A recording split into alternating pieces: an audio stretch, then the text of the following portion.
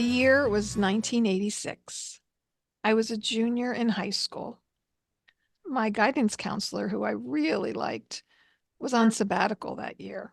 And so I got the other guidance counselor. He was also the football coach. He was this older man, probably, he looked like he was in his 60s as I picture him.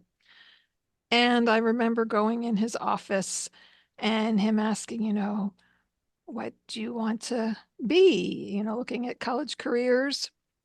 Do you want to be a nurse? Do you want to be a teacher? And I was just a little befuddled by his silly question. This was 1986, not 1956. And he pulled out a brochure of careers. It was like a book. And I was flipping through that because I was interested in psychiatry, mental health, as well as, wow, I'm blanking on the words, working with children in school who need special education teacher. And I had some exposure with that. I volunteered with the special education class in my high school and was volunteered with the Special Olympics one year. And so I knew I had these areas of interest. And I'm looking through this manual of different careers and reading things. And then I came across a description of occupational therapy. I can't remember exactly what it said, but it talked about working with individuals with physical disabilities, mental, social disabilities, and helping to provide independence and adaptations for them. And it wasn't a very long description. And I read it. And in that moment, I said, that's what I want to do, not knowing much about it. And I remember he put some information into, I guess, like a telephone, and I printed out all these schools that had occupational therapy programs. I later realized I think this was an early fax machine, but I was just mesmerized. It just printed off all the schools. Again, this is 1986. This is pre-internet. And so we printed off different schools that had occupational therapy programs. And so began my endeavors in pursuing occupational therapy. And flash forward, I go to Elizabethtown College. I get into their program. I start in 1988, and it's a 4-year program at the time. It's a bachelor's degree. And I'm enrolled in classes. I do the clinical field works. We did ours, the big ones, over the summer, 3 months, 12 weeks at different settings. So I finished that up, the second one, after my senior year. I graduated with the class in May, but didn't complete my internship until August. At that time, the exams to become a licensed occupational therapist happened twice a year. And I had to wait until, I believe, January for the next time period to take the exam. And yet I was ready to get a job and move somewhere. And I was looking through my OT magazines, and I still remember the ad. I wish I had saved it. And it said, "Shouldn't you be in Charlotte?" And I was looking for an eclectic melting pot type of city that was medium size. And I loved the idea of warmer weather. And I actually had researched in the library in an almanac what cities have the most sunny days.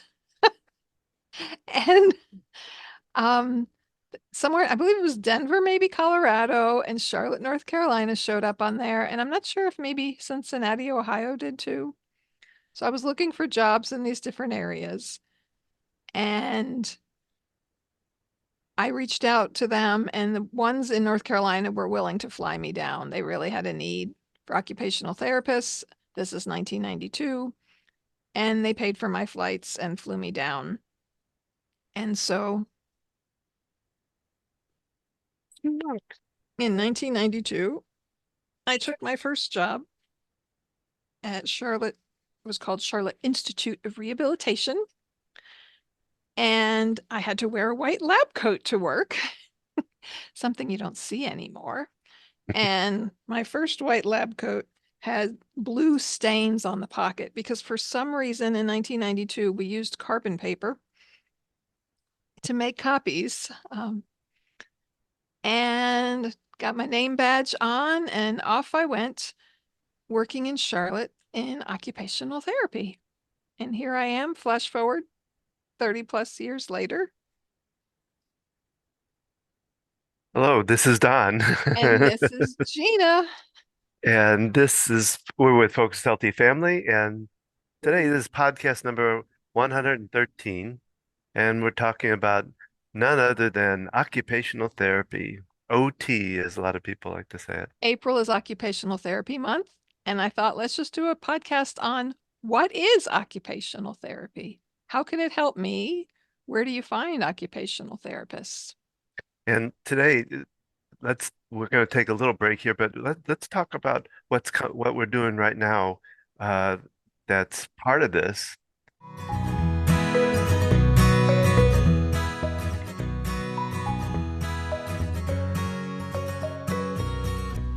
We're doing a series called Ask the OT. We're building a community of people for support for those caring for aging loved ones. And we've been doing weekly live Q&A sessions entitled Ask the OT. And we're getting people to send messages, send questions ahead of time or via the Zoom call, via the Facebook page on Focused Healthy Family, to find out what your concerns are caring with an aging loved one, the challenges of juggling their demands, your demands. You might still have kids that you're helping to care for in some way of your own, and navigating this journey and all the different things that can be entailed as someone gets older, maybe can no longer drive, might have vision issues, might have difficulty walking or even taking care of themselves, trying to figure out where they live. Yeah, and we're in that same situation right now ourselves.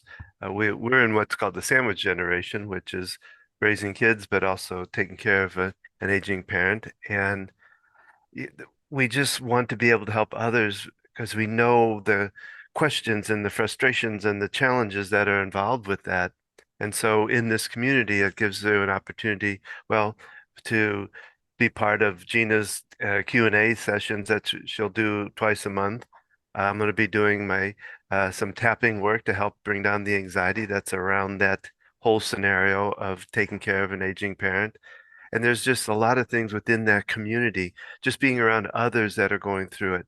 To So we receive information, support, resources, all kinds.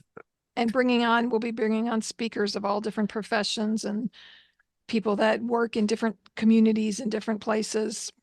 We're also developing a couple of classes that we're going to be introducing through the community that help out in caring for the senior population. So if if you know of somebody that is going through that right now, that's in that same population and has questions, send them to our website, Focused Healthy Family, and you'll see a little logo there for Ask the OT. And you can watch previous Ask the OT sessions on our Facebook page. Is that correct, on Yeah.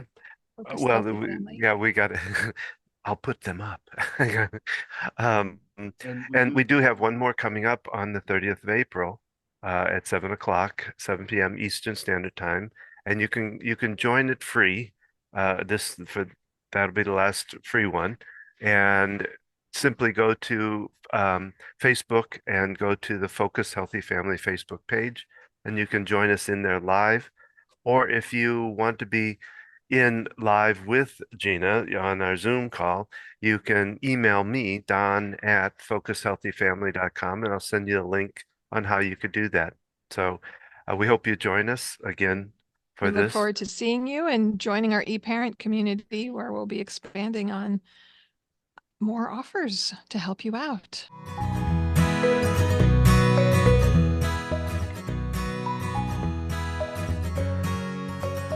So we're kind of back here talking about occupational therapy. And I guess the first place, Gina, is really kind of defining it. letting people know what it is and maybe what the difference is between OT and PT, physical therapy versus I've answered occupation. that question so many times. Yeah, yeah. So I love this quote. My occupational therapy schooling involved the history of occupational therapy, which is really very fascinating because I knew it started after World War One, but I was researching it and I found there were things that dated back even before that. But after World War One, there it started with nurses that developed into this program of helping people, particularly with in the mental health area. Um, and this quote is my favorite. Man, through the use of his hands, as they are energized by mind and will, can influence the state of his own health. So, I think we need to modernize that with man, woman, person, man as in human. human, human. So, Mary Riley, who is one of the founders of occupational therapy, she's the one who stated that quote. That quote's from her. And it really describes kind of the premise of occupational therapy that engaging in occupations, activities, how we spend our time.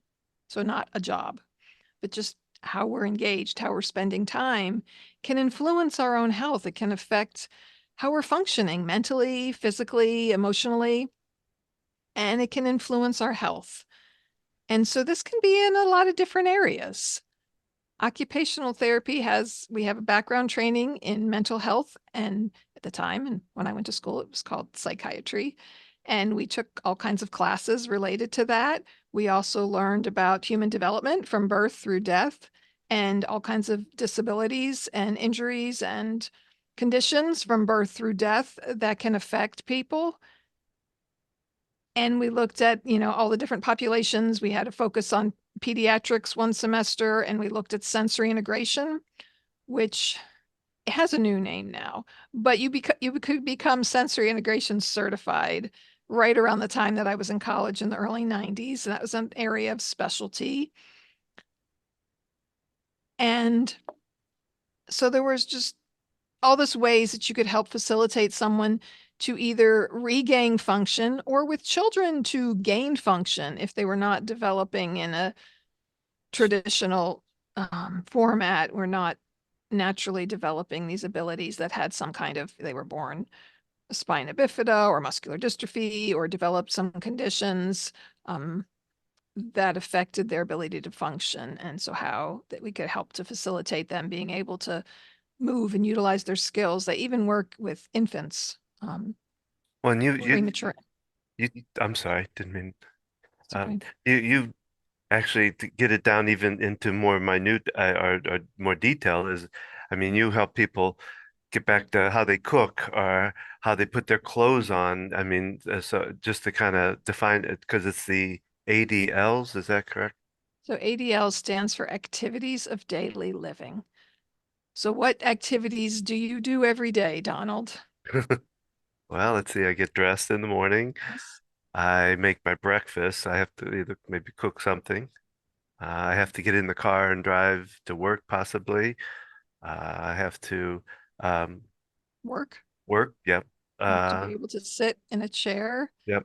type on a computer, talk on a phone, Yep. interact with other people. Go to the bathroom, brush my teeth, do the toiletry things, uh, take a shower, all the and and So everything you mentioned there, from getting dressed to cooking your breakfast, driving to work, working, all those all the things, details of working alone is a lot.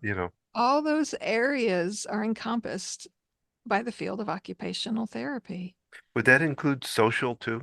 Like interrelating with people like at work or wherever? It certainly can. And, pediatric occupational therapists who work in clinics with sensory integration focus, they work with kids with social skills issues and challenges. And you also find this in work settings, um, a lot of times working with people with, Purple tunnel or something like, no, that would be physical, no? Sorry. yes, I'm jumping in. in being able to work, people with mental um, low IQs. The word that's in my head is not politically correct to use. People with delays, delays that cannot, work a typical job. And so setting them up for success in the workforce. Um, People with brain injuries, all kinds of things that affect people's cognition, and that also affects, social function. And so, as part of my evaluations, I work with adults primarily. What's included on there are hobbies and activities they enjoy and occupations. So sometimes it's someone is returning to work, and what do they need to be able to do that? And so activities of daily living. I mean, have you ever done an activity that was not part of daily living? Thinking or dreaming while I sleep. I don't know. But well, the other part of it too is talk about, because at one time I think you even defined for me as like physically things that you work on. Because PT tends, if I'm not, if I'm, well, you tell me, Go ahead and ask Well, your I mean, if I question. remember right, PT works kind of on more the legs and the lower part of the body. You work on a lot more of some of the upper parts of the body. Is that correct? It often gets divided that way, and I don't like that description of occupational therapy because Scratch. I find it very limiting. Now, the scope and field of practice has expanded for both physical and occupational therapy, because when I first graduated, physical therapy, you would say they build up your muscle, so you have the strength, and then OT puts the hammer in your hand and helps you do coordinating to be able to do something with it. Physical therapy, gets your legs strong, and OT has you walk into the kitchen and get the items out of the cabinets to be able to cook for yourself. And so, with the evolution of documentation and reimbursement, everybody had to do functional goals. Physical therapy could no longer just set goals for muscle strength and walking this distance. It had to be looking at function, household distances, functionally what they can do. And so the lines got kind of blurry to some degree. So in some settings, occupational therapy is more focused on fine motor coordination. You see this in the school system. Can they sit? Can they hold a pencil? Can they write? Can they brush their teeth? Can they tie their shoelaces? Can they engage in these fine motor skills using your hands, that require kind of small muscle movements? And physical therapists often worked on the more gross motor activities. So what's a gross motor activity? A Oh, whole body movement, oh my. walking, Lifting something? walking, Walking. Okay. Is it walking? thinking about child development, sitting up, rolling. Uh, And yet both physical and occupational therapists have a lot of overlap in training in some of these different areas. And so depending on the setting you're in, it's going to look differently. Now, because we walk with our legs and because most we, of them. this is true, and because we do fine motor skills with our hands, it's often been frequently looked at, especially in adult physical rehabilitation settings, rehab hospitals, basic hospital rehab, geriatric settings, that physical therapy is doing leg exercises, they're walking with the patient, OT is doing arm exercises, and they're helping the patient with getting dressed and brushing their teeth and their hair. Yet to do all those activities, you need more than just your arms. You need to have sitting balance. You need to have leg strength if you're going to stand up and stand at a sink. So balance is a huge area of overlap. And my favorite time working was when I worked on brain injury unit. I did this part time in my last fieldwork training and then in the job for some time. And I loved it because occupational and physical therapy worked together. And when I worked in the rehab hospital, there was an OT who specialized in vision, someone who's had a brain injury, either a stroke or a traumatic brain injury, like from a car accident. Their vision can be affected. And Physical therapy would work on their posture and getting them sitting, and then OT would see, can you use your hands? And so there was just this overlap of areas, and it was great working together with our different kind of strengths on things. Like people ask me about what assistive device should I use? Should I use a walker or a cane? And the specifics about their walking, what we call gait. And I've learned a lot over the years, yet that's not my area of expertise. And I'll usually defer that, ask a physical therapist to clarify and get their input. Well, that's where you always say you met me. Say, The brain injury unit. just a joke. I We met at was, that time, though. It was that, but not, that wasn't part of the brain injury. let's see, No, sometimes I act like it. I'm trying to remember when I started the job in November. I was on the stroke team first. We I, met in I can't March. remember if I was there for 6 months or 9, and then I went to the brain injury unit, which was And where that's why I we connected so well. December, January, February. Yeah, it was right about that March, April that I switched. I think, if I remember correctly, it's been a long time ago. We no longer wear white coats, and Now do they're you, all different, decorated and do you know colors, why that is that we because they don't want you to think that you're a doctor. Is that no? it's associated, it kind of has a negative connotation wearing a white lab coat. It feels very clinical, it feels very institutionalized. Um, sorry. Um, it feels very institute. Okay. Oh, like the old. Well, we used to when I was growing up that you had the sanitariums that were all white. Everything was white. Yeah. My understanding is that a big reason we got away from that, and uh,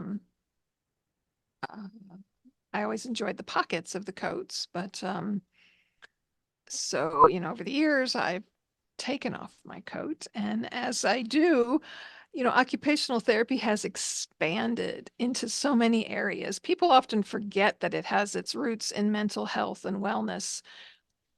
So it started in the mental health, and after the war is when they got into more physical components of it.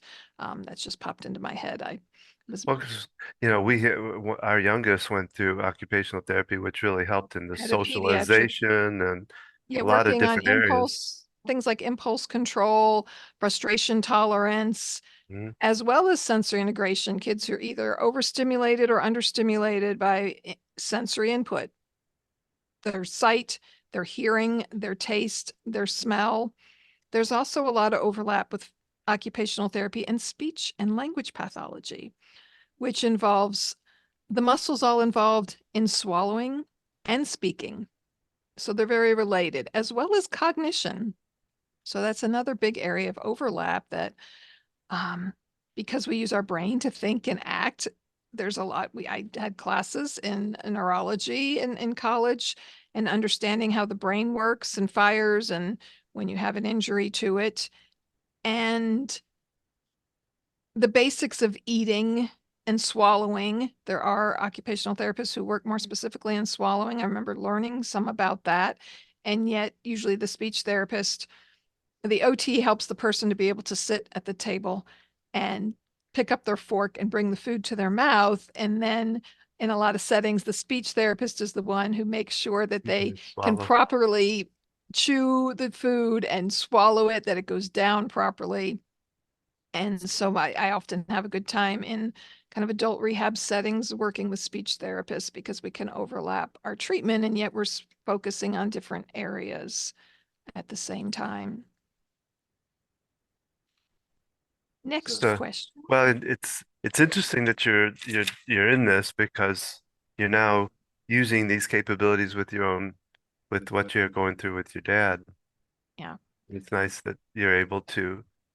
Well, you also because I know within the work you do, you also do a lot of kind of teaching and helping people to not only working with the patient, but working with the family to help them to Caregivers. know how to how to take what you start and continue on with it.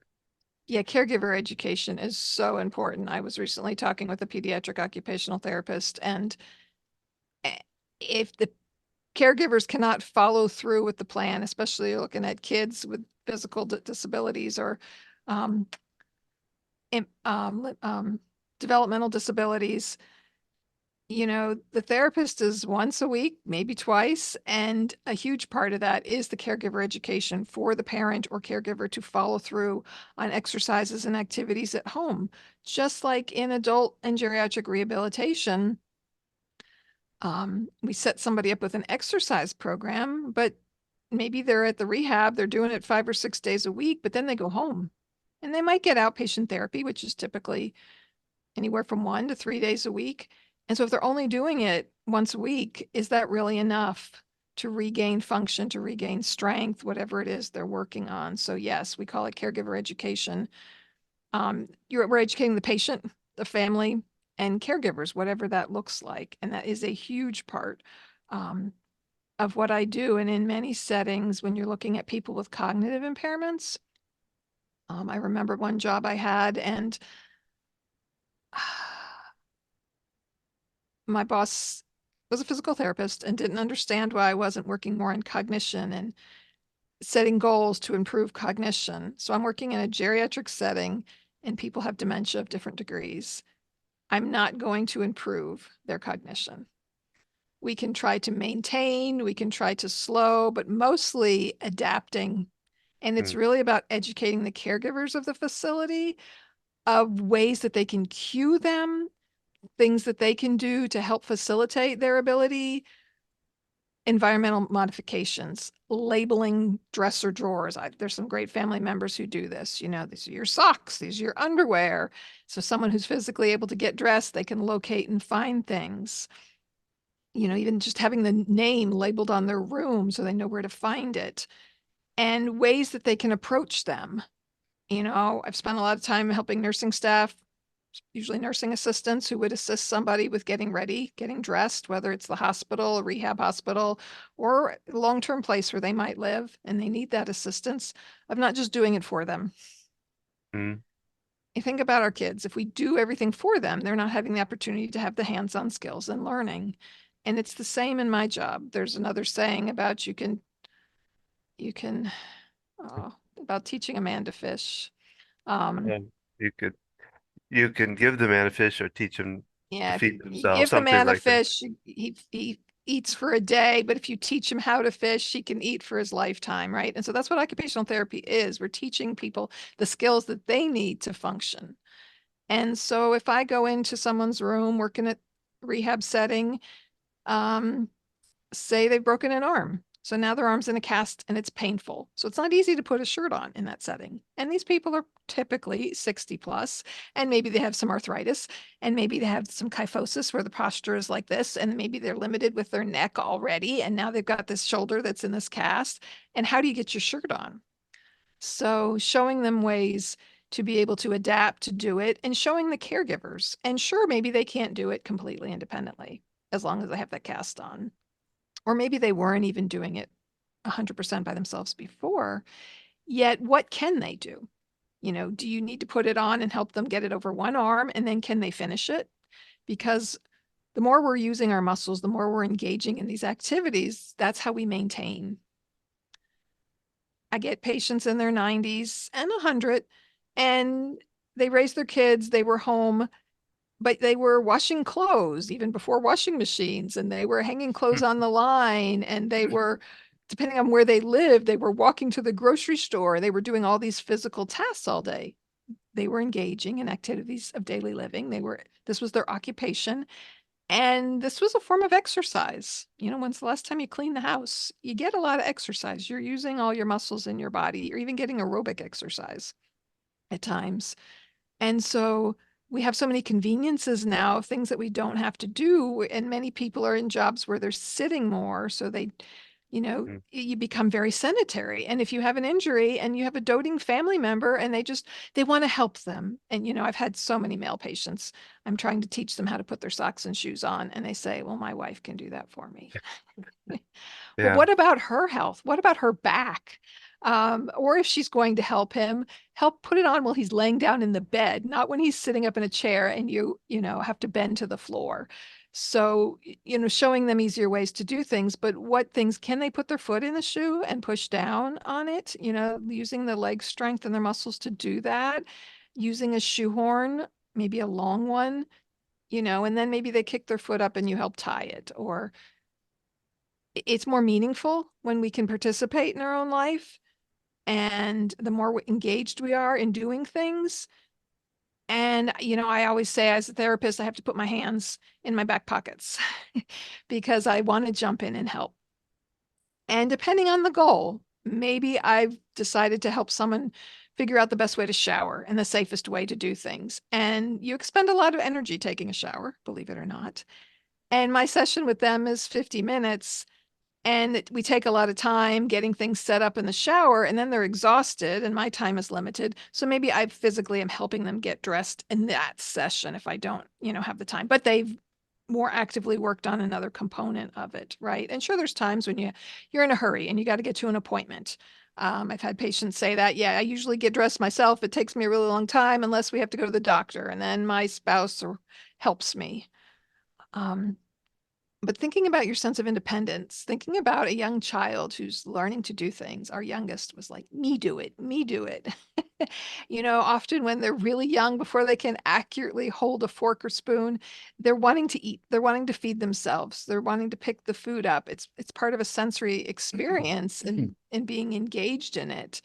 And so we want to facilitate that as much as possible, even if someone has some kind of physical limitation or mental limitation in any aspect. Visual. I work with a lot of people with aging population. You're seeing more people with macular degeneration because some of that comes about with aging. So people that are living longer, things like glaucoma, and there's lots of other eye diseases that affect vision. And training caregivers, using a clock method. Your meat's at 12 o'clock. Your peas are over here at 3 o'clock. Your potatoes are down at 6 o'clock. And your piece of bread is at 9 o'clock. Always I used to make placemats of where to put things because someone who's visually impaired needs things in the same location. They need to know where to find things. We've had visually impaired patients who were living in assisted living, say, they went to the hospital for whatever reason, they come to rehab. We try to set the room up similar to what they're used to doing. We'll put a bed against the wall to make a clear path to the bathroom. We want to make their environment friendly for them to move around, which is another area that occupational therapy works in, is in the area of environmental adaptations, an area we call ergonomics. And so thinking about your sitting posture, your body location as you're doing tasks like typing or whatever, work setting you're engaged in, factory work, different types of work. And so not only adapting the situation, but also an environment, adapting workplaces, adapting homes for that. We find occupational therapists in the hospital, rehab hospitals, skilled nursing facilities, both for people in long-term care and people there for short-term care, assisted livings, independent living communities. Occupational therapy works in home health care. So often geriatric, older people, but also other people who physically are housebound for whatever reason, even temporary. They can't easily get out of the house. They can't go to a therapy office. The therapist can come into their home. Early intervention centers. I mean, you find OTs in the NICU of hospitals as well as in pediatric settings prior to school age and in the school system. OTs work in the school.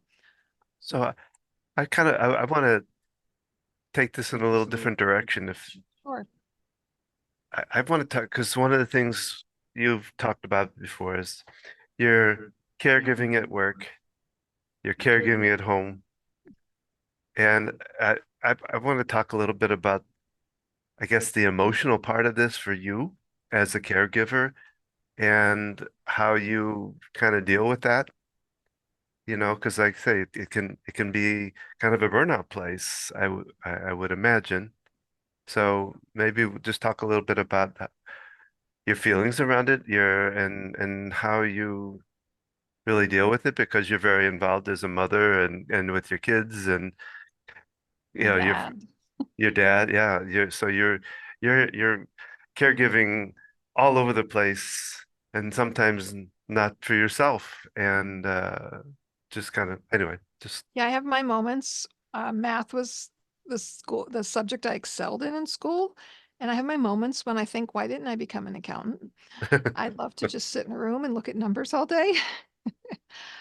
And yet I like helping people, right? That's how people get into these professions. And I like helping facilitate people being able to do things themselves. And which is interesting. I chose to homeschool the kids. I saw myself as a facilitator, not their teacher. I wanted them to know how to learn, how to find information and research things, and felt that was more important than me standing over them talking to them. So it is an emotional job. It's physical, it's mental, and it's emotional.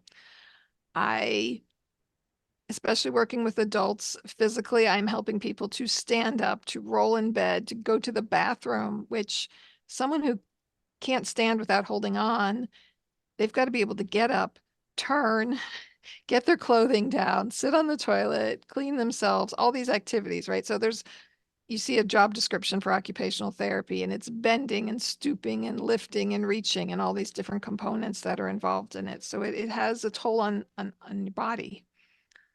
I also have to assess the situation. I have to use all the academic skills I learned in school to create a treatment plan and evaluate and assess what they're doing. And there's a huge emotional component. Um, Don used to work in food service sales, and he had a boss who used to tell him, "It's just ice cream, Don." And yeah, in my job, this was someone's life. yeah, I'd go in and see someone who was in a massive car accident and their life is altered and changed. And the time I'm spending with them, I'm trying to help them regain their life again. And working in the geriatric population, these people have lived a whole life already. And there's so much more to them than this person who's sitting and can't hold themselves up, or his arms in a sling and they're slumped over and falling asleep in their wheelchair. There's a whole lifetime of who they are behind that. And trying to find out something about them. I love finding out what people did, their profession or their children or where they've lived, as a way of connecting with them, because they're a person first. And occupational therapy is about treating the whole person, not dividing people into parts. That's why I don't like when people say OTs do arms and PTs do legs, because yeah. that's not my education. That is not, nowhere in my education was that spelled out like that. And because we're looking at the whole person and the whole body. And so, yeah, there is a big emotional component. And when I was in school, I wanted to work in the area of pediatrics. I really had an interest in working with kids with physical and emotional disabilities, no, mental and emotional disabilities. So kids who had been abused, kids with mental health conditions and things. And then I went into a adult rehab setting, and people coming out of the hospital, going to short-term rehab. And I just fell in love with that and really enjoyed it. And once I became a mother and had children, I was glad I wasn't working in pediatrics, because for me, that would have been more overwhelming, Yeah. working with kids all day long, and 24/7, especially 365. with homeschooling children, Yeah, and working part-time and being home with them. And, it's a different pace. It's a different working with a kid versus working with an adult. When I worked in home care, occasionally we would get a child who was receiving home health services, and usually with physical developmental disabilities. And, I'd bring my kids toys and we would play on the floor, and it was kind of fun and it was very different. And yet it always felt a little out of my element because it wasn't something I was doing as often. So being able to take care of myself is essential in that. After we had the second child, um, I started, I don't know, she was probably 2 by the time I did this, but I would take time for myself on Monday nights, and I would go out and have me time. And I did a lot of writing in that time. And sometimes I just went and watched a movie, or went to a place like Panera Bread, got my dinner, and um, played a game on my phone, or just had some time where I was just alone and responsible primarily for myself. Not that that element of parent ever goes away, you know. If something happens, I several times I had to leave that Monday night and meet you at the hospital because someone fell down on their arm and we didn't know if it was broken or there was some other type of crisis that I had to leave early to attend to. And so even though this was my out time, this was my alone time, The I, caregiver never. it's still there in the back of my mind. And now our children are older and they'll still reach out to me when they have challenges. I think my son chipped a tooth. He's in his 20s. He has his own place and a full-time job, and he reached out to mom.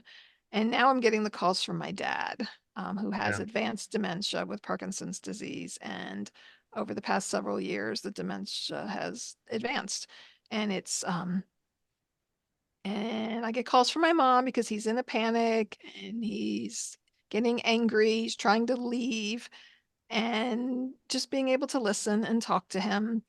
And my mom's always like, I don't know what you said to him, but he calmed down. And a lot of it's just about listening.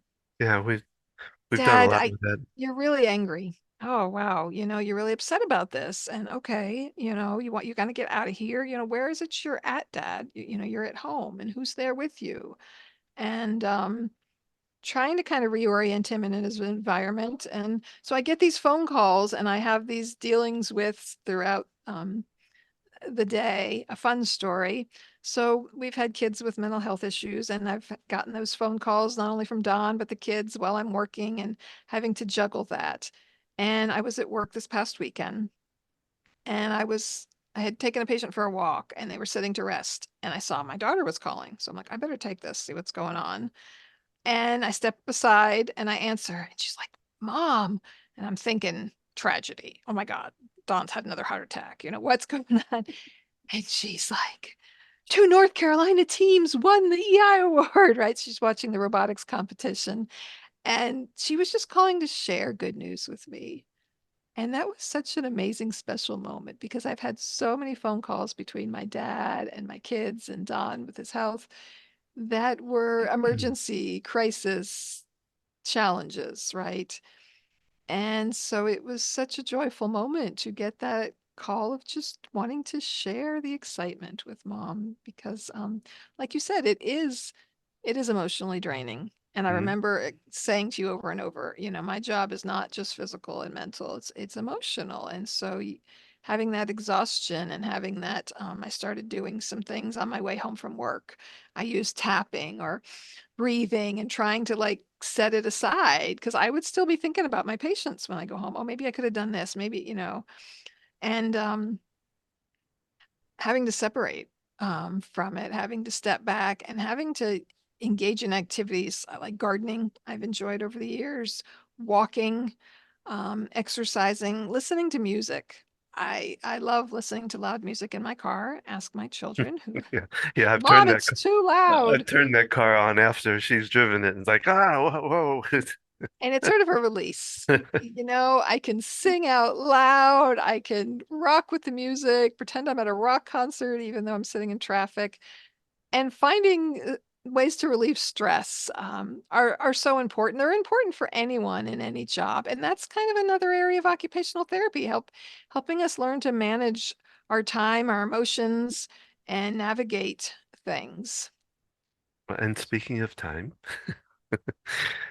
it's all there's I mean, I know you could talk on this for And if you hours and want to days. learn more, you can go to the American Occupational Therapy Association website. Maybe we can just share a link to this where it talks about, this is your best source of what is occupational therapy. I Googled it, I looked it up, I saw different descriptions, but it often left out certain components of it. Occupational therapists also work in unique settings, blogging and writing and um, adaptions. And I was just reading about toy adaptions for kids with physical disabilities. So learn more about occupational therapy. Send me messages, ask me questions, join our Ask the OT. Please invite your friends, family, anyone you know who is struggling with caring for an aging loved one, or just the demands of parents getting older and maybe just worried about what's in their future as they're getting older and juggling all these things. We'd love to hear from you. Well, and wherever you're listening to this, give us a comment. Like us on Facebook. You can find out more about us at focusedhealthyfamily.com. You can find out more about the workshops we do, the classes we have, the events that we're doing. Depending on where you're listening to the podcast, we have our podcast, they air on YouTube, as well as audio versions wherever you can find a podcast. You can find us on Instagram. Don Speaks. There's a whole page on our website. Don goes out and speaks on different topics. We also have our Tuesday tips. Every Tuesday we do a podcast, a short podcast with Tuesday tips, but you can also get it by email. And you can again find that on our website. So I'm going to quote Mary Riley first. Man, through the use of his hands, as they are energized by mind and will, can influence the state of their own health. And remember, how we speak to our children, our parents, our loved ones, shapes their future and ours.